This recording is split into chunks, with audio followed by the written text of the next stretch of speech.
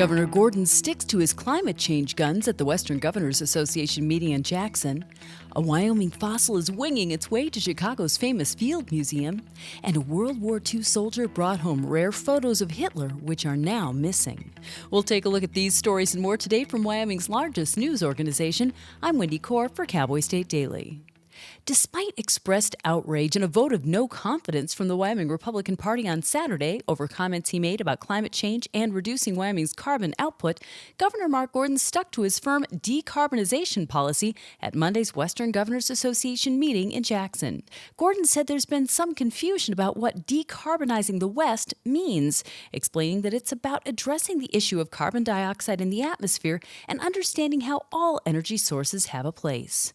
Gordon, who chairs the Western Governors Association, said there is a shared bipartisan commitment amongst Western governors to address climate change in the West, which produces about 50% of America's energy.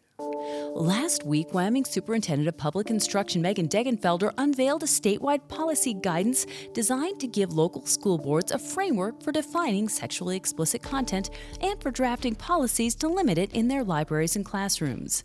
The Wyoming Library Association agreed with some portions of Degenfelder's guidance, but opposed most of it, according to Cowboy State Daily's Claire McFarland. Chiefly, they disagree with opt-in policies. And opt-in just means the district has a list of questionable or sexually explicit books that no student can access without parental permission. The Wyoming Library Association said, we'd rather all books were accessible, but parents can assemble a list of books their student can't access if they want. So that's called an opt-out policy, and WLA prefers that.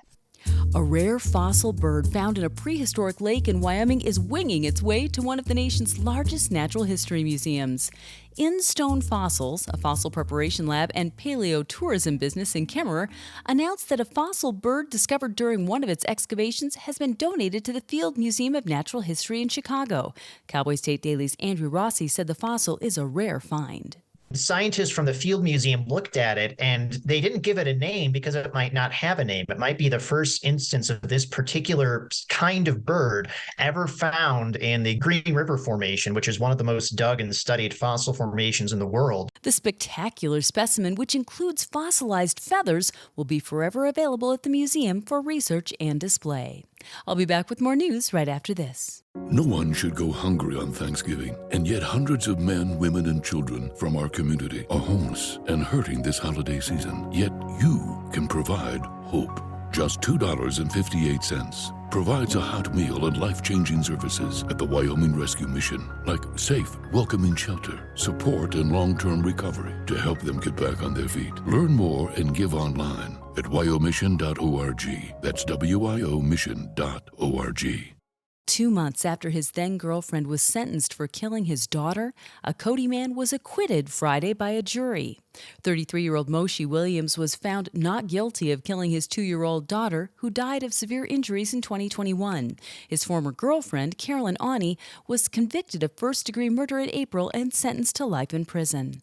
Crime and Courts reporter Claire McFarland says it's not unusual for both parents to be charged in these situations. Often with child abuse cases, both parents get charged when there's any ambiguity. They're really hard to pin down one or the other. Awney was Paisley Williams' primary caretaker at the time of her death. The jury in her case determined that Paisley had been punched in the abdomen, which resulted in a detached bowel, causing infections that led to the toddler's death.